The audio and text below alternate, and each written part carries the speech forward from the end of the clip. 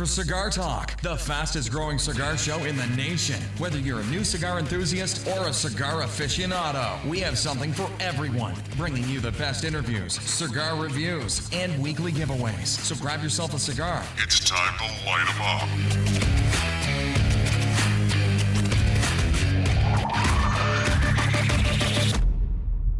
Welcome back, Cigar Talk. I'm your host, Rob Jones, and we have our co-host, Bryant Falconer, here in the studio. How are you doing today, Bryant? Hey, man, I'm doing good. So, anyway, as always, let's just jump right in and talk about what we're smoking. Go ahead. Hey, today I'm smoking a Sweet Jane. Deadwood's Sweet Jane. Now, that's the sister smoke to what? Fat Bottom Betty and Crazy Alice. Okay. So she's the sister to Crazy Alice and Fat Bottom Betty. Gotcha. So I want to say, too, you said before you didn't think I would like the other smoke. No.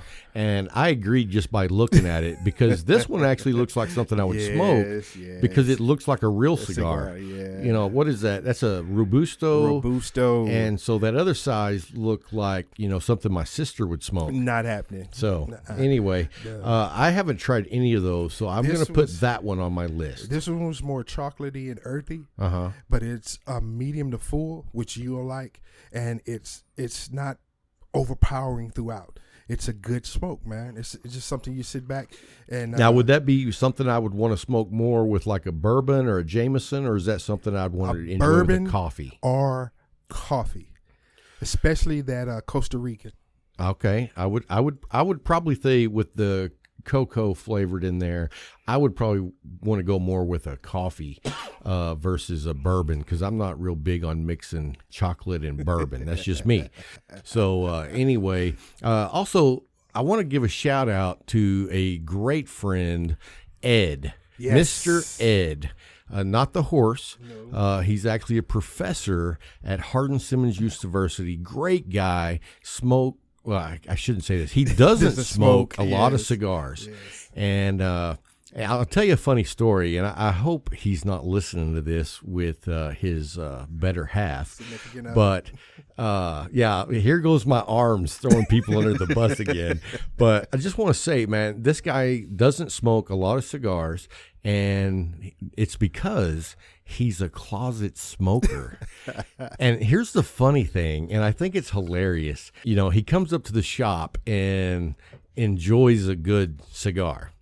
And then he goes home, and his wife doesn't know he smokes cigars. Now, unless she doesn't have a nose. Her olfactory. Yeah, she knows he smokes cigars. Yes. So is there anybody else out there that thinks that they're getting away with smoking cigars and their wife's not knowing? Because I'm telling you right now, if you smoke cigars and you go home, your wife smells cigars. Yes, you smell them when you walk in. Oh, yeah. When I walk in the door, my daughter's like, "Oh, Dad, you smell like cigars." And so I know I smoke a lot of cigars, but that's just with one. Yeah. So anyway, I think it's hilarious. But this guy is a professor at a university here locally, and man, I don't know a better guy than Ed. And I also want to give a shout out to Fred. I did reach out and talk to him earlier today. Good. And he didn't sound too good, so I'm thinking, I'm hoping he's feeling a little bit better either tomorrow or Saturday. And I was going to run by and take him a cigar and hopefully get to talk to him for a minute. Prayers for Fred, guys. Please, he's got cancer. And, man, he's a solid dude. He's Vietnam a veteran. Era. Yeah, he's a vet. And anyway, he's a good friend from the cigar shop, so we just want to give him a shout out as well. So anyway, we were talking before the show started, and I don't know if anybody of you, or any of you guys are fans of All in the Family or the Jeffersons, but when I grew up, man, every week we were in front of the TV when that came on. Yes, sir. Moving on up. Yeah, moving on up. And then I can't even think of the name of the song for All in the Family, but it was hilarious. Edith and Archie be singing that song. But I bet you didn't know the person that sang Moving On Up for Jeffersons was Walona off of Good Times. No, I did not know that. Yes. So you know who sang it last night? Who did? Oh, Jennifer Hudson. Boom. Oh. Dude, and she had on this satin dress that came to about mid-thighs and had this huge afro, and she was getting down. It was awesome. Yeah. But I'll tell you what, it was really cool because they did it live. Yes, they did. And, man, they were spot on. In fact, the only mess-up in the whole show, really, that I caught was Jamie Foxx was talking to this other dude, and they both started cracking up and then trying not to crack up. Yeah. But it was really good. So if you guys didn't grow up on Archie Bunker and Mr. Jefferson, then you don't know what you missed, because that was like every week. And the cool thing about the show was it was about a family and the dynamics of that family. Yes. You had like this old guy who was a bigot, but he didn't know he was a bigot. Yeah. And then you had his wife who waited on him hand and foot. You had his daughter that was like rebellious. 100% liberal. Right, 100% liberal. And then you had her husband that was liberal and unemployed and always argued back and forth. And it was just a really funny show. And then off spurt of that was the neighbor, George Jefferson, which they were always, banging heads. And so then they moved to the apartment up in the sky. Yes. They made it out, and now they're working up. And it was really kind of nostalgic, but they did a great job. Jamie Foxx was in it. Woody Harrelson played Archie, which I thought that was kind of weird. He did a great job, but it was just kind of hard picturing Archie Bunker from Woody Harrelson. Because when you think Archie Bunker, you think Carl O'Connor. Oh yeah, automatically. Just the same way with George Jefferson and Sherman Hemsley. But Jamie Foxx pulled it off. That whole who can he not pull off? Well, right. I mean, Ray. You go from Ray Charles to great movie, by the way, to Bundini in Ali, and he pulled all of them off. Yeah, that was awesome. But anyway, enough about that. If you haven't seen it, I'm sure you can catch it on one of the services, Hulu or whatever. Yeah, streaming. And then also, we were reading earlier an article about the Beverly Hills voted to ban all tobacco sales and vaping except the cigar lounge that Arnold Schwarzenegger is a part of. So apparently you can't go against the Terminator. Oh, no, because he'll be back. You're right. So anyway, Beverly Hills has banned all tobacco sales except for cigars. Yeah. And you know what I say? That gives me a lead in right into sign up for Cigar Rights of America. Write your senator. It shows that enough people started raising hell about this that it got changed. And I know you got Arnold Schwarzenegger, but I mean, he's just one guy. There was lots of people up in an uproar about this, and that's how they got it stopped. So don't think that your voice doesn't count. It also goes back to grassroots politics.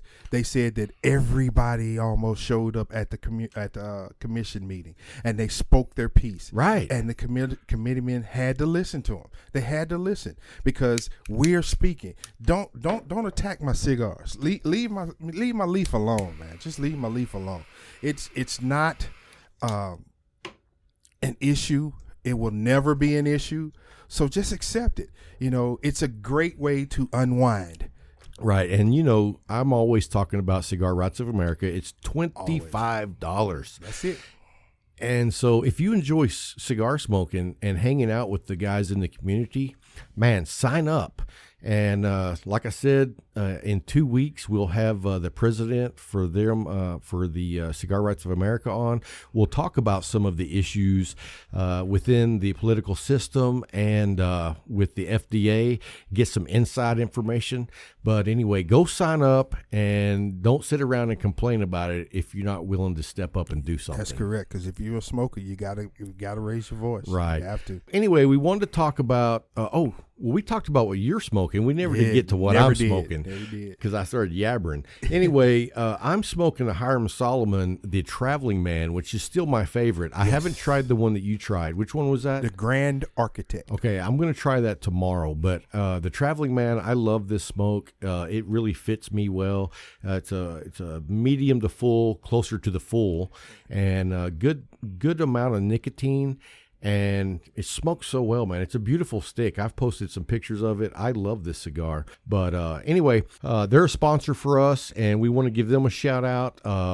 Alpha Cigar Cigars. Company, they're a sponsor for us. We want to give them a shout out. Definitely check out Alpha Cigars. They're the ones that do the absinthe infused and defused. So if you want to try the infused, it says absinthe infused, and they have different lines. They have Connecticut, Maduro, Claro, and then they also have the same line that's not infused, and those are called the diffusers. Yes. So definitely check them out, man. Some of the best construction I've ever seen on a cigar. Yes. I mean, that ash you had on both of those cigars you smoked was amazing. Beautiful, And I mean, I don't really smoke a lot of the big 660 cigars, but seeing the ones that you've smoked, that was an amazing construction. Didn't want to tap that ass. Right. What else we got to talk about before we get back to the Mike Rosales interview?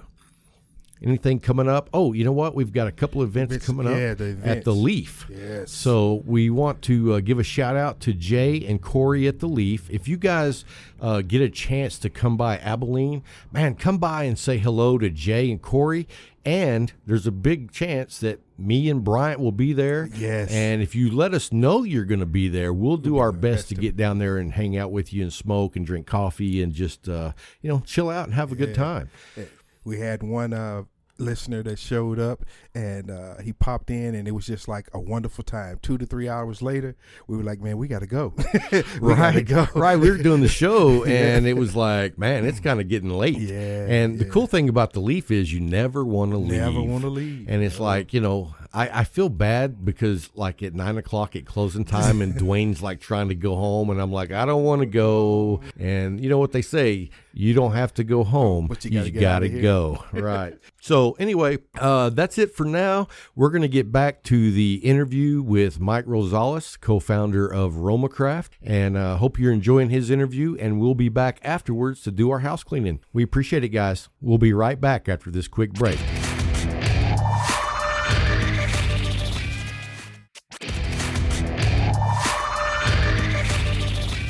One last question. We're not from Austin. I don't know that much about Austin.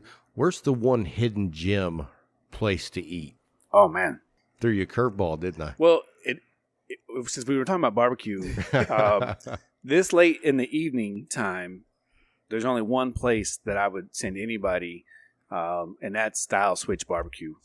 Yeah, it's literally across the street. It was actually filmed. Sorry, here we go again. It was filmed. There was a movie that was made here called Dazed and Confused back in the late 70s. Yeah. So there was a couple of scenes that were filmed in the parking lot where this barbecue shop is at. Right. So, but what's really kind of cool about it is that they cook all night long and all day long. They only shut down the pits on Sunday night, Monday day to kind of rest them, and then they basically cook 24/7 from there on out. And so it's fresh barbecue. So because everywhere else around here that's any good sells out. Yeah. So, and then they're done. They're done for the day. Yeah. So if you're not standing in line by 8:30, 9 o'clock in the morning, they'll come out and they'll go, hey, everything past this, we don't have this, and everything past this, you might as well go home. And Style Switch is one of those places. I'm a big fan of their beef rib. It's like a brontosaurus rib. The three of us could share one. Fred Flintstone. Yeah, it's a beast. But it's almost like a pot roast on a bone. Like you grab the bone. The meat is stuck and the bone comes off in your hand. So and the brisket is on point. Sausage is on point. So those are kind of the you gotta get so brisket, sausage, and the beef rib would be my three meats. And so what I would do is I would get, 1.5 pounds, 2 pounds of brisket. I would get, probably one each, two each of the sausage. And then I would get the bone in the beef rib, split that. Now it's going to cost you like $50-$60, but it's worth it. You know what I'm saying? All right, yeah. And then, the sides, they do this really good. It's this corn casserole that's really good, and their coleslaw is good. So, that would be my recommendation for a Thursday afternoon. Well, now we know where we're going to dinner, so thank you. There you go. My pleasure, guys. I hope it lives up to the hype. I know it will, but that's people, when we post, we go to Franklin's, but like I said, Franklin's is they're done. feel like you're not standing in a line. Yeah. Terry Black's is really good. That's all the way downtown. Styles is close. Styles is close. Again, if it was earlier in the day, I would say go out to Louis Mueller's. Louis Mueller's out in Taylor is like the godfather. The old school. Old school. I've actually seen them on some show. Yeah. And, but again, because it's, we're talking 5:30, 6 o'clock here, our time, they're done for the day. I guess, Snow's is really good. We're really, really blessed being where we are because, Lockhart is just down the street, right? So you got Blacks, you got Smitty's, you got, there's all these people that have been making barbecue for, last 100 years, right? So, as it kind of, spreads in and now you got all this kind of fusion kind of stuff going on. You can go around and get some really good barbecue. Even Rudy's, which is a gas station, has got pretty good barbecue for being a gas station, right? So, and they're making their name nationally, right? I was in Oklahoma City and they actually had one there. I was surprised. And so, so you're starting to see the influence of Texas barbecue all over the place. Well, absolutely. So, when I go up to Lubbock, I always hit Rudy's. Yeah, no, for sure. Listen, here's the thing. We have this place called the Salt Lick. We call it the Tourist Trap. I'm not trying to offend anybody. If you're a fan of the Salt Lick, it's a cool experience. You go there, you can BYOB, so you can bring your own booze. And they have this big pit. But again, it's saucy. But if you like sauce, like some people I know, you may like it. But I'm all about the meat, and I want the meat sweats. You're right. But that's where I would go. I go Style Switch Barbecue. Let me know what you guys think. We will definitely let you know, Mike. Yeah, you guys can follow me on social media. It's on Instagram. It's smoke_RoMa. My business partner, Skip Martin, is Chief Hava, HAVA. Danny is _Danny_Vasquez. RoMa Craft Tobacco at RoMa Craft Tobacco is our page for. I don't know if you saw the wall down there. That's got all the pictures of all the pictures of the day. So, I've had 3 of my shots done as RoMa picture of the day. Nice. That's So that's one of the again we could we might have to dub this part 1 and have to do some other No, you know what? Going. The fans, they love no matter how long we go. Okay. The only complaints I ever get, hey man, that show was too short. Yeah. No, so it's again, when you sit around and talk about cigars, cigar shops, food, that's a winning combo, right? And we're smoking cigars. That's it. Yeah. That's a big blessing. There are fewer places across the United States where you can't do that anymore. They're taking that privilege away. Well, and that brings me to one more question. I know we're running short on time for you, but what do you see in the future as far as FDA? What kind of things do you see them actually doing? Because there's so many rumors out there. Is it the same on your level? Well, the truth to be told is that no one knows. Okay, right. That is so anybody who says, hey, they're going to do this, they're going to do that, no one knows because they haven't really said, right? Which is part of the challenge. So there's an article today where one of the lawsuits was kind of thrown out. So there's the opposing side is saying, if we wait till 2021 to do for you to lay out this substantial equivalence process, you've got 4 or 5 years, 3 years, 4 years of people who are selling to minors and selling to people, right? The reality is that they don't really care about cigars. They do, but they don't, right?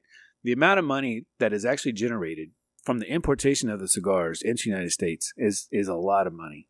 It's a lot of money, right? So you got 50 cents per cigar in federal taxes as soon as it lands, right? So 50 cents on every stick. On every stick, right? That's not even a state tax. That's not a state local tax. Now you think about this, right? So New York is 62% additional state tax.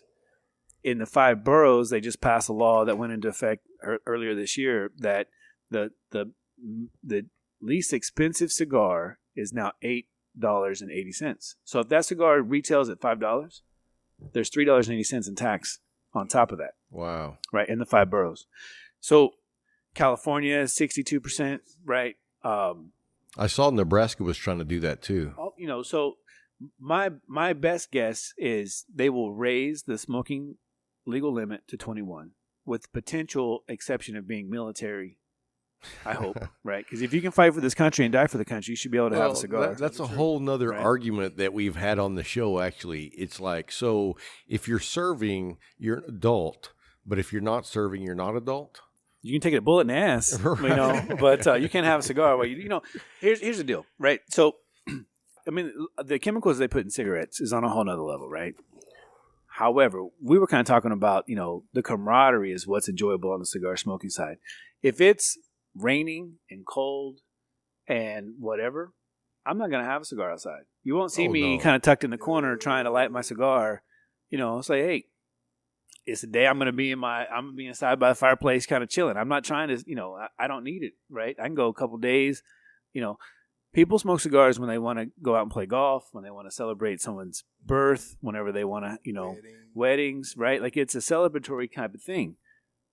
And or you just want to relax and kind of decompress. Right. And you want to, go to the cigar shop and have a cigar, right? And there's nothing wrong with that. So now, for them to make the argument that there are products that are marketed to children, and the other argument is that underage kids are because in the FDA the actual test subject age was 27 years old, right? Which is way older than even the 21 years of age. Then the FDA came out and said, actually, based on all the tests, there's nothing that shows that there's anything addictive or additive into this. The process of making cigars was the same it was 200 or 300 years ago when Christopher Columbus stumbled onto Cuba and into Latin America, right? So the same techniques are used to this day. It's really a cultural. So I don't understand however, e-cigarettes and vaping, and now that marijuana is coming on board, go mess with that stuff, right? But they lump us into all that stuff. Now, when Marlboro comes out and they say we're no longer going to make cigarettes after this, but we're going to get into the weed business, or we're going to get into Juul, or we're going to get into this other stuff, you got to look at it and go, okay, where's the real money at, right? Because they wouldn't give up those types of marks and brands because they're making a boatload of money, right? So they're going to go make a whole bunch of more money in something else, right? So, so it's really one of those things where if they overtax it, great, because they get more revenue, right? Which helps a lot of these programs. That's number one. But then if people stop smoking, it's kind of like win-win, right? So if you make it so hard that I don't want to smoke a cigar, or I don't want to do whatever, it's like, okay, really what it comes down to is that people are living a lot longer. True. Right? And if you live a lot longer, that means your healthcare expenses go up, right? So if you overeat and you overdrink in soda and you got diabetes and it all compounds. You're not exercising, you're not taking care of yourself, you're doing whatever. It's easier for them to say, okay, well, smoking is bad, right? Everything in excess is bad, right? So it's just low hanging fruit, right? Now, but because cigarettes had been, kind of played these games with the additive addictive behavior, then it's just easier to kind of lump all smoking into the same kind of category, right? But on the flip side of that, I'll tell you, in Arkansas used to have a tobacco tax. They call it OTP tax, where anything that's brought in from another state or other country, and it's brought into the tax, right? It goes to the state on top of the sales tax, right? So they were at 93 to 95%. They lowered it down to 28% about 4 years ago. They've had 6 or 7 cigar stores, maybe even more than that, open up in Arkansas, right? Which means more jobs, more revenue, right? And you're helping the community at that point and the economy. And so, that couple things happen when you start to overtax and you over restrict what's going on. People start looking at, hey, I can't afford, if the tobacco tax was $2,000 or $3,000, you stroke a check, you're on your way. But when it gets into $10,000, $15,000, $20,000, $25,000, like how do you can't even afford to, meet your minimum monthly requirements. You're negative, right? So, nobody wants to have a business that's negative. So then, what ends up happening is you start kind of playing these games about hiding taxes and trying to, whatever the case may be, but you're just trying to survive at that point, right? That's the danger of just saying, hey, you know what? This is a fair tax. This is a fair requirement. If you meet these requirements and you meet these things, then go do your business. Leave me alone. Amen. Right? So I'm not pro-gun. I'm not anti-gun. I don't own a gun. I live in Texas, right? Anomaly. Right? Here's the thing. I've got children. If you and I got into a fight, right? And I pulled a gun, my thought process is I'm not ready to take someone's life. I'm not responsible. I don't want to be responsible. I don't trust myself, right, out of an anger situation to resolve that situation instead of just saying, you know what, hey, man, I'm sorry that I upset you that bad that I now have to pull out a firearm to escalate this situation, right? You know what? I'm sorry. You know what? Excuse me. Here's a cigar. Yeah, here's a cigar. Let's sit down and this one's on me. I'm sorry. I apologize, right? If I was in the wrong. That's kind of how I look at life, right? So if I can't, I should be able to just, talk to you like I'd want to be treated and treat me the same way I want to be treated, and we can get along. That's correct. Right? Now, if you want to go out and hunt and shoot clay pigeons and do whatever, knock yourself out. I don't care. That's your business. It doesn't affect me, right? And who am I to say what you do? It's none of my business. Knock yourself out. Right, we're all adults. You're an adult. Make your choices. Right. And so that's how I feel about in the cigar business is that if I own this building as a consumer, I have the right to come in or not to come in. Right. I don't know if you remember, but back in the day, everyone used to smoke cigarettes, right? So there was always a smoking area and a non-smoking area. And I can't stand the smell of cigarette smoke. Like I can smell it through the cigar smoke, right? So if someone lit a cigarette over there, I would be like, yo, who, what? You know what I mean? Like it just pierces my nose, right? So, if we were having dinner and we were on the patio someplace and somebody lit a cigar and, there's a whole other patio and then the non-smoking people come over here and they sit by us and they say, hey, could you put your cigar out? I'm like, yo, you got a whole inside building that's non-smoking. Go back in there, right? And you saw we were here having our cigars in the first place. So, like, why would you even sit next to me? Again, they have the right to come in, not come in. I have the right to come in, not to come in, right? So we're adults, right? So if I say, hey, this is a smoking environment, and I walk in the door, then I made that free choice. There's nothing wrong with that, right? Exactly. And so what I don't like is for if I own this building and I say this is a smoking environment, and I put a sign up that says this is a smoking environment, who is the government to tell me if I own this building that I can or cannot smoke in this building, right? So there's this, really what it comes down to is this over-policing of people, right? And I'm not, like I said, I'm not anti-government, I'm not pro-government. I'm just, I am an adult, right? And if I choose to do something, then the consequences back on me, right? I pay insurance. So if I need to go to the doctor, then I've got insurance, right? There's not a single death certificate in the world that says that the cause of death was smoking in the world. Right. There's just not. Now, again, if you're overeating and you're overindulging and you're smoking and you don't exercise and you're not taking care of yourself, then there's a whole lot of factors that kind of cause all of that. Right. It's not just a soul. Right. Gotcha. But it's just a low-hanging fruit for them to go, well, he's a smoker, so that's probably what it was. Right? Well, my sister is a RN, and she said the new smoking is sitting. Sure. So, but my thought process was, so is the government going to make us start walking every day? Yeah, you need to have a treadmill at your desk while you work. And so again, the answer to what's going to happen with the FDA is no one really kind of knows. It goes back to there's a lot of money that's raised from the importation tax. I would have to guess that they really don't want to see that go away, because then that means they got to go find some other replacement, right? Which would probably be soda. Soda would be next, right? Sugar, plastic straws, and I get it. I mean, like we live in a world today where the media is giving us real-time information about what's going on in the news. Now, it may be skewed one side or the other, but at the end of the day, if there was a mass shooting today, we would know 20 minutes after it happened that there's something going on, or there's a tornado, or there's a something. Real time. Ever since, kind of the whole start of the Gulf War with CNN. Right. news travels at the speed of light, right? Like that's something that I think people, which is relatively new. That was 1992, 93, right? So that's 20 years ago? No, longer. Time flies by. 30 years ago. Holy moly, I'm getting old. So you know what I mean? Like it seems like 1992. I was just the other day. But you know, my point is that's relatively new. Sure. I mean, that's a new thing. And now with the tech, advancements of cellular phones, and we have kids now that have never lived in an age where Right. news didn't travel that Right. fast.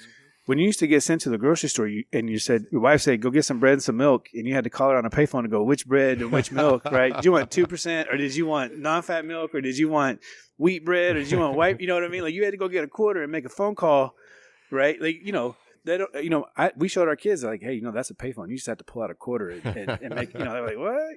What? Right. So, but times are changing, right? And the reality is as our society, there's something is going on to where people have to be in your business. Right? All the time. They got to tell you like what's good for you and what's good for not for you. Right. This whole thing on don't even get me started on the whole Alabama. I'm super conservative in a way. Right. I've got a family. I've got 2 kids. I'm pro-life.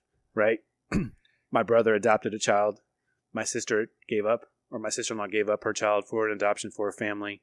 My father-in-law was adopted. Right. Like, I'm a big proponent of, why are we sending families to China to adopt children, right, and spending $20,000, $25,000, $30,000 in fees for and have to go far away to adopt? It should be a much easier, simpler kind of process. And people talk about pro-choice and pro-life. It's like, well, that child didn't have a choice, right? So don't even get me started, because I'm sure there are people that are like, whoa, you know what I mean? Like, and so that's kind of the cool thing about having a partner like Skip, is that he's not liberal. He's kind of down the middle, right? Okay. He's pro-gun. He's kind of, you do your business, stay out of my business, that kind of thing, right? But for me, like, because I've got children and I see that should be the thing, right? So so where I was going with that story is that we had the TV on. This mob of people are, talking about, this is a setback for America. This is wrong. And you see this whole mob of people kind of going in and talking about it, right? So my initial thought is that you look at the age group of the people who are kind of complaining. I really doubt that any of them are practicing this. It's not like they're lining up to say, hey, doctor, I had this baby. I don't really want to keep it. You know what I mean? Like, I'm like, she's 50 years old and she's screaming bloody murder. And now I get it from no one likes to be told what they can and can't do. Sure. And that's really the nuts and bolts of where this conversation is really going. All of it, right. So I can respect where she's coming from. Like, no one wants to be told what they're doing. But remember, I don't want to be told if I can have a cigar or not have a cigar, so back up off of me. You know what I mean? So that's where I was going with that conversation, right? So, have you ever heard the long way around? I've heard, yeah. So so that, again, going back to FDA, what it comes down to, the user fees have gone up 5 cents, right? So earlier when I said that the tax is 50 cents, it used to be 41.5, and that was called S-chip, and that money was raised for the Children's Healthcare Fund. Before Obama left, and I'm not an anti-Obama guy, I'm not pro-anti, I'm just saying, when Obama left, he gave the FDA, they passed a bill called the Tobacco Freedom Act, Family Freedom or something, and that allowed FDA to regulate smoking, right? And this is a president that's been seen with a cigar in his hands, right? And cigarettes, right? Yeah. And so I think kind of on his last way out the door, this is kind of one of those things. Okay, hey, I'm gonna hold true. You help me get me elected. I gotta, one little elbow jab. So, he did that, and so now we're kind of living with, kind of the aftermath of that. Now, here's the real deal. There's only about 100 FDA agents in the United States. Right. Agents. They didn't get any extra money. Not yet. Now. But there are no ads that say, hey, we need more FDA agents to come in here and spot check all the stuff that's coming in now that we got to take care of this tobacco stuff, right? So we already got food and drugs, and now we got to do this tobacco stuff, which they have no truly understanding. That's like, hey, we're going to write a bunch of laws, and then we got to have this other enforcement agency. Like, so if you had to pull somebody over, like, we'll take this way back, right? When did you get on the force? 2005. Okay, so let's pretend back then that there were no cameras. They probably were on the upturn. They were. There were. But where I was trying to go with this was I had a friend of mine who was a lieutenant, and he said, hey, back whenever I was on the beat, if I pulled you over and I knew your parents, I would say, hey, Joe, I know Mr. Joe. If he sees you out here, he's gonna whoop you. Right? You better get your ass home, and you get home right now. Or if I pulled you over, I said, hey, I just left the bar, I'm going home, and you're part of the community, move over. The guy follows him, you drive him home, knock on the door, knock him. Now, with the advancement of cameras, you can't make that call anymore. Discretion is taken away from you. Discretion is taken away from you, right? Because, the reality is if you let Joe go home and Joe gets in a wreck, it's on you, right? And so there's truths on both sides of that, right? So you don't really want so here's the deal. Somebody else up here on the top wrote these laws, and now they've taken away the ability for you to make a judgment call, and your intent of how the law is supposed to be met is based on your interpretation of that law. Correct. Right? So if you wanted to let someone get away on a slide just because it's like, hey, man, I got 30 minutes for my shift's over, I really don't want to go down, or whatever that case is, you don't have that ability. So it's like, yo, you're on camera, my man, hey, guess what? I don't care if you're the president of, the university, you're going to jail for that DUI, right? And so, and you may or may not have known who that person was, and you knew that if that would happen, that would totally ruin his career, right?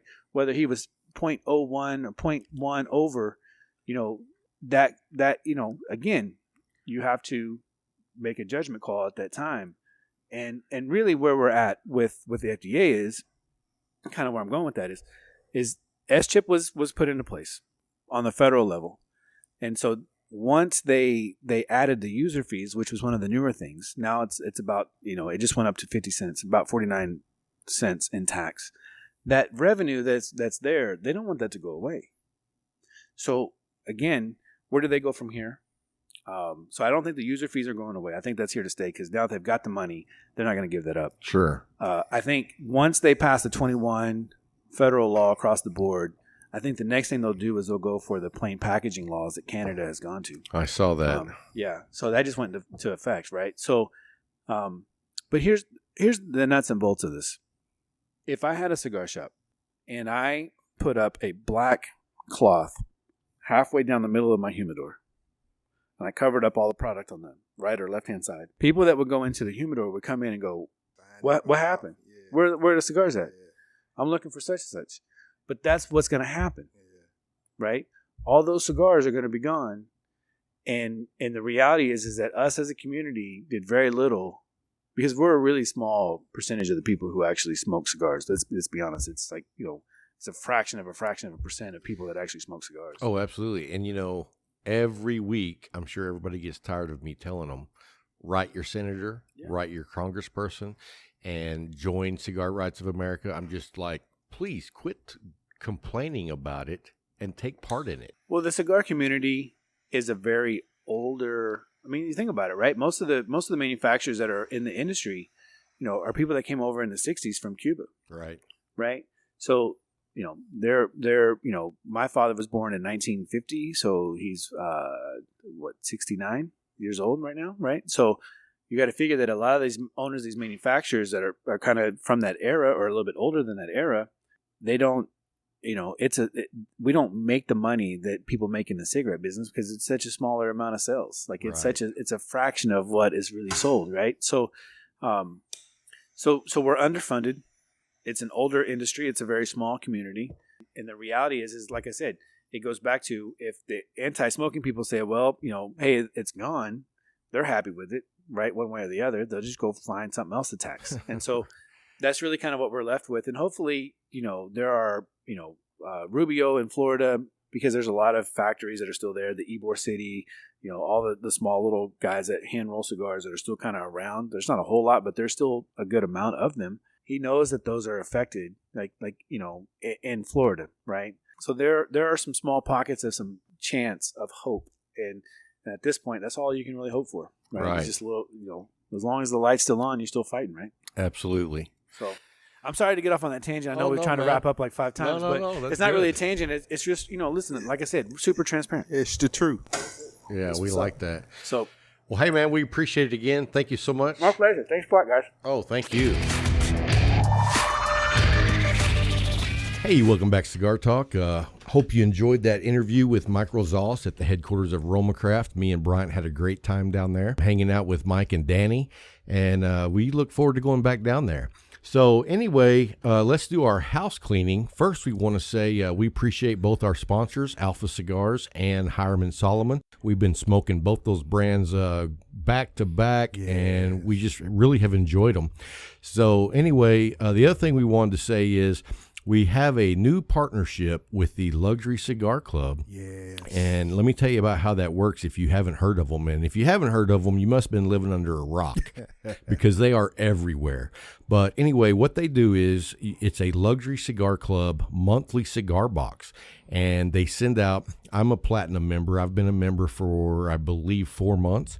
And so every month, it's like Christmas. They send me a box of cigars. I never know what's going to be in it. And the cool thing is they're all quality cigars. And usually it's cigars that I can't get locally. So that's a huge bonus too. So I look forward to my box every month. Anyway, we've partnered up with them.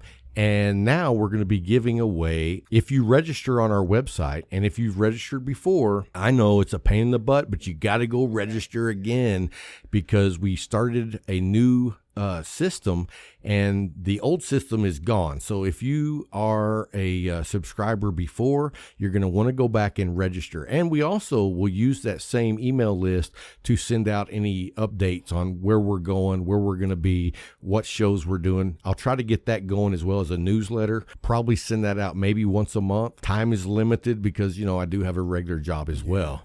But anyway, so go by our website, go to the registration page, fill that out, hit submit, and it's a one and done. You don't have to keep doing everything week to week. If you're in it now, you're in it 3 months from now, 4 months from now, a year from now, because we're going to keep doing the same system. So you don't have to keep trying to do something each week. You're in, you're in. Yeah, you learn from you get blessed from our growing pains. That's yeah. what it is. So I apologize if you've already registered and you got to do it again. But right now, the only person registered is Gary Hartley.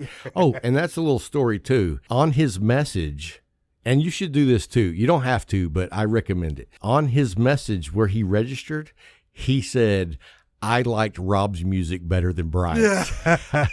So that puts me back up 60 to 40%, just so you know. Anyway, I love Gary still. Yeah. Hey, I love him too. He's got great taste in music. Yeah. No, he's great taste in books. Oh, anyway. Yeah, go by our website, register, and hopefully you'll have a chance to win. We're so pleased to have Luxury Cigar Club. Man, those guys do a great job. And the way they select the cigars that go in the box is super cool. They have 3 owners. They get together and they all 3 smoke the same cigars over and over and over. And then they have a vote and they have to unanimously pick which cigar goes in the box. So you're getting like the best of the best. Yes, yes. And so far, I have been so pleased with all the cigars I've gotten in their boxes. And I can't wait to see what they're coming out with next. I should have a new box coming tomorrow or Monday, and I can't wait to see what's in it. I kind of have my hopes set kind of high. So last time I got a box, I actually sent a message like immediate and like, dude, that's the best box y'all have come out with yet. So anyway, if you guys haven't, go by Instagram, their Luxury Cigar Club. That's their website as well. And they're on Facebook, Luxury Cigar Club. So just go by there and mention that you heard about them on Cigar Talk, and just let them know that we're so thankful to have them part of the community. Truly thankful. Anyway, make sure you tune in next week. We're going to have David Blanco on the show, and you guys know how much a fan of him that I am. He is a serviceman. He was a sheriff. Well, you know what? I'm not going to tell anything because it was a great interview. And then again, we want to say thank you to the sponsors of the show. We want to say thank you to our sponsors, Hiram and Solomon and Alpha Cigars. They are both great products. The Traveling Man is one of my favorites, and then the diffuser from Alpha Cigars is one of Bryant's favorites. Yes. And also that Grand Architect from Hiram Solid. Right. And I actually you smoke the Maduro diffuser. Yes, sir. I smoke the Infuser. I smoke the Maduro infuser. That's one of my favorites. It's really just, man, it's grown on me, and now I'm like, can't wait to get another one. But anyway, hope you guys enjoyed the show, and we're going to quit rambling on, and we hope you tune in next week to hear the interview with Blanco. And let's see, I think that's going to be 4 episodes since the last music. That's correct. So we're going to be coming out with some more music. Yeah. And if you go on Spotify and do a search under playlist and look for Cigar Talk playlist, you can see what music we've already done, and the new music will be added to those each month when we do those. So make sure you tune in and let us know, whose music you like better. So anyway, guys, y'all have a great week and stay smoking, my friends.